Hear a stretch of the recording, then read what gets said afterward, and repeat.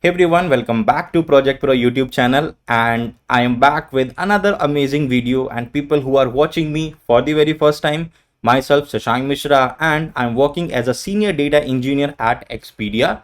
So today we are actually going to discuss about the cloud technologies, and that is most specifically for the data engineering role. So like overall theme of our video is AWS Data Engineer Roadmap.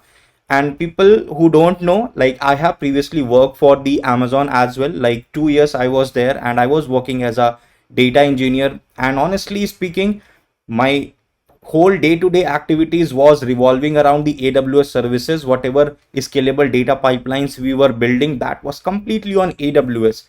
And nowadays we all know how important these kind of cloud technologies, be it the AWS, Azure or GCP. Most of the companies are using these cloud platforms for their solutions and for their data pipelines, and there is a huge demand for these specific job profiles in the market, and very specifically in these tech giants. And along with that, service based companies and consulting firms, they specifically hire for these kind of cloud data engineer roles like AWS data engineer, Azure data engineer and GCP data engineer.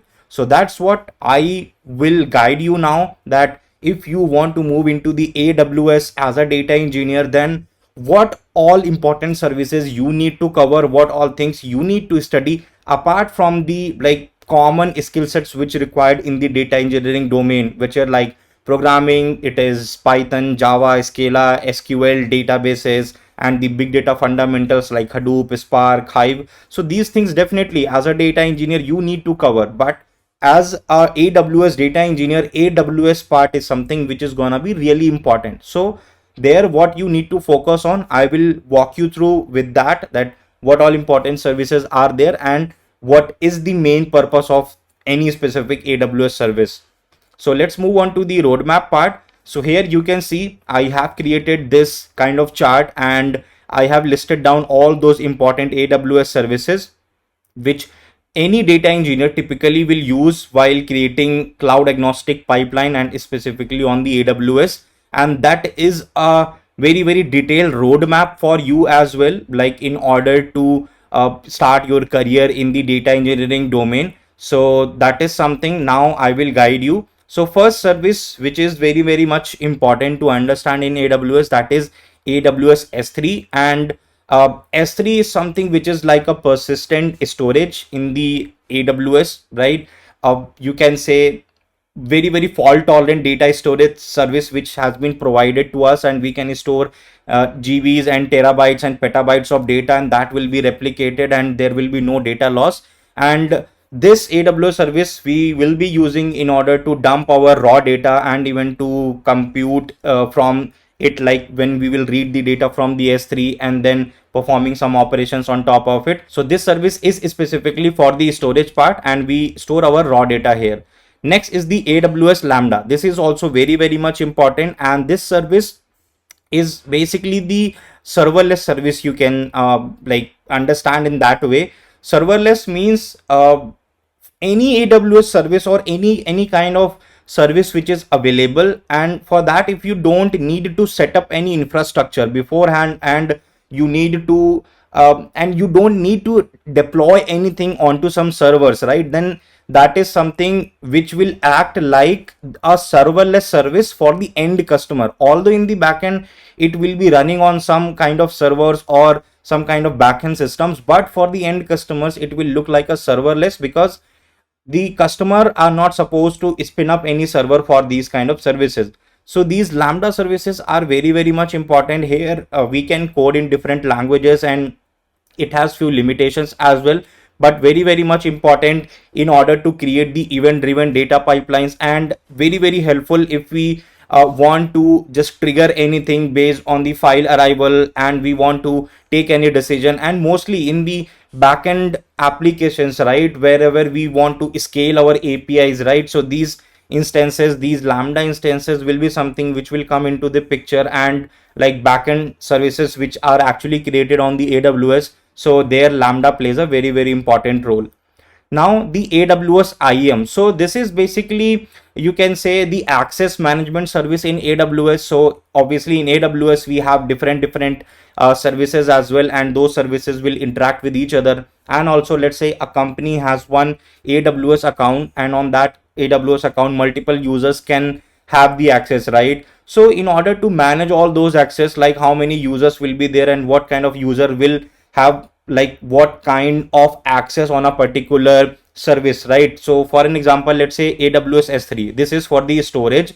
So let's say any critical data is stored on this particular S3 folder. So as a company, definitely you will not allow any random people to just log in onto the AWS account and even will be able to delete that particular S3 folder or S3 data or S3 file. For that, obviously you need to apply some policies, you need to apply some access related things, and that is why AWS IAM like AWS service will be coming into the picture. Next is the AWS EC2, so that is Elastic Compute Service. So this is basically you can say a on-demand service. If you want to have, let's say, the external commodity hardwares like a Linux machine, right, with different configuration, different RAMs, different memory, different CPUs, right? So for that one, right, you can use this service and you can even spin up your like server which is running on the cloud, and you can deploy your things and you can execute it. So it is just typically like a server, right, which you are spinning up on the cloud, and that can be used in order to configure machines with different configurations. Next is the AWS Secret Manager. So this service like we typically use in order to store our important credentials. And like why it is very much important, because let's say you want to make a connection to the database. So how you will be doing it, you will try to basically create a JDBC connection, and for that you need user name, you need the password, right? And let's say you have hard coded these things in your program itself, so that is definitely one security flaw, and anybody can pick those credentials and make a connection to the database. So how we can prevent it? It's very good option if we keep storing our credentials into some remote locations or anything very secret location, and programmatically we are trying to access it. So in that case, nothing is hard coded in the program, so we can use this AWS Secret Manager service in order to store our credentials.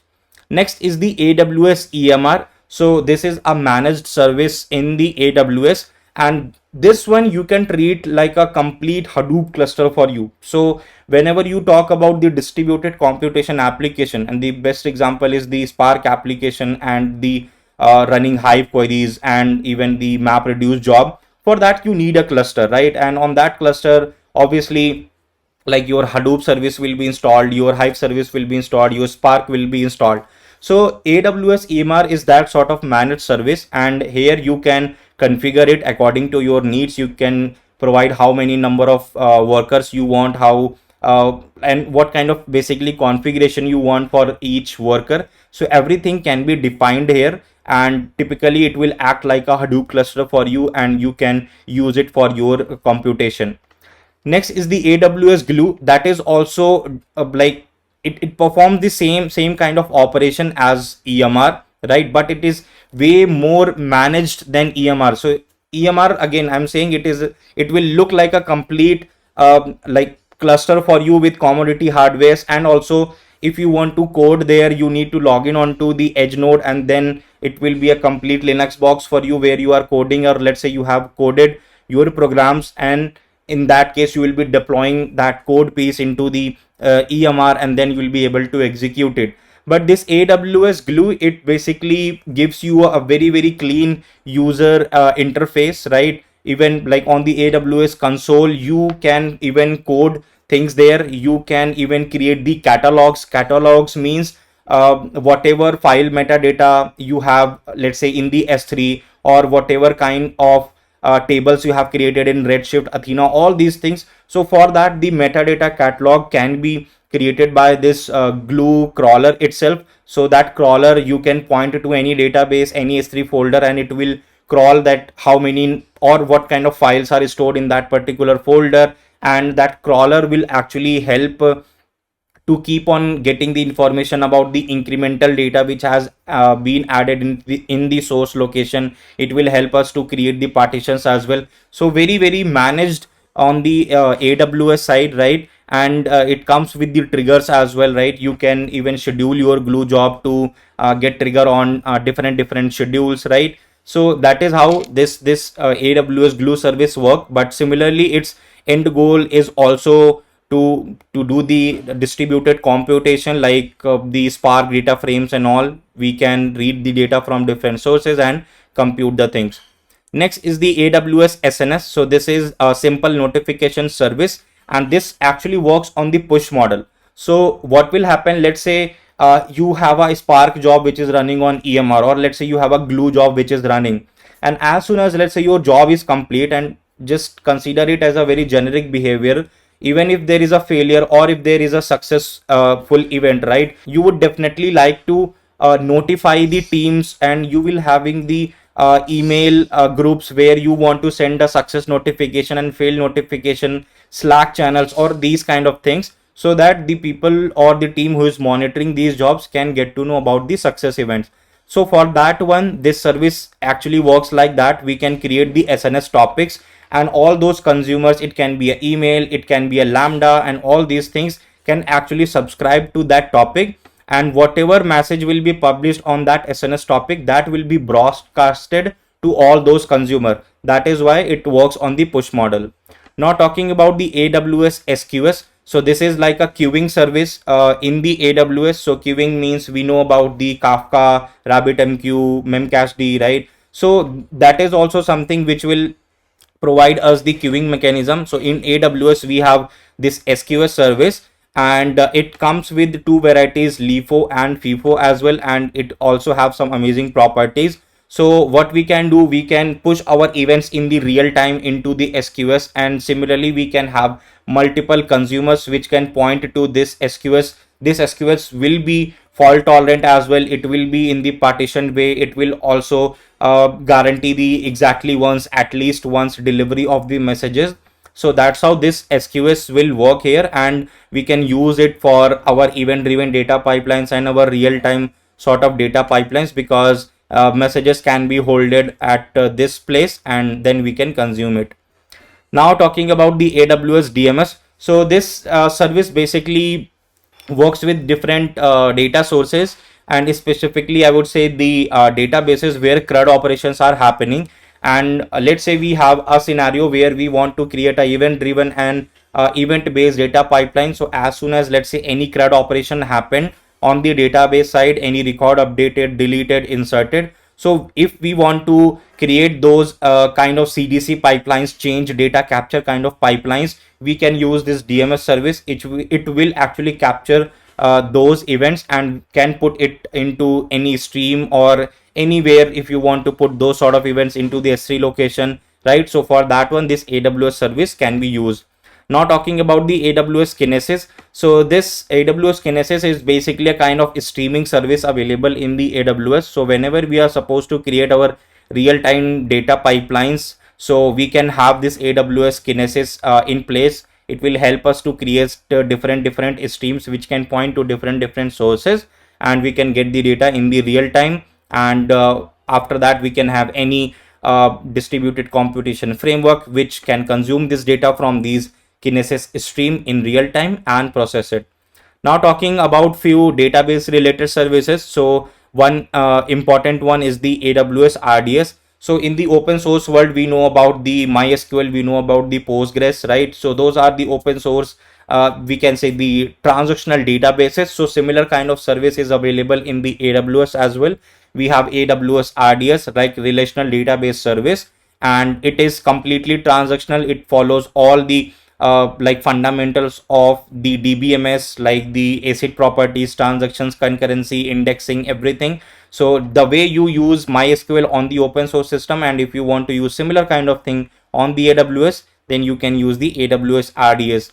Now talking about the AWS Athena. So AWS Athena is basically kind of serverless database service. So serverless, again, it won't have its own infrastructure, means you are not pushing data into the database. It don't need those sort of storage requirements, although behind the scenes it will be using something, but for the user it is serverless.